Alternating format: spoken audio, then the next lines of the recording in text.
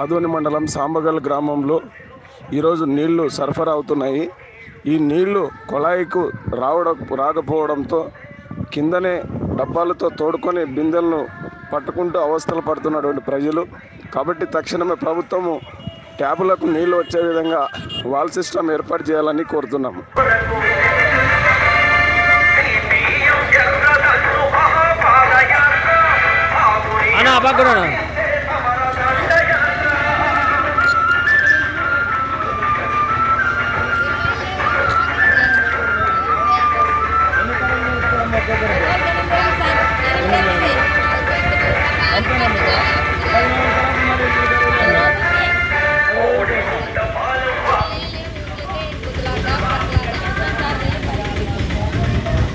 లేదంటే అటు సంపకాడ పోయి తెచ్చుకోవాల్సిందే నిర్ణయాలు.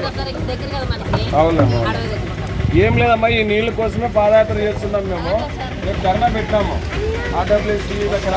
కాబట్టి ఆ ధర్నా కోసం మీరు అందరూ రావడానికి రాండమ్మా. వెనక్కి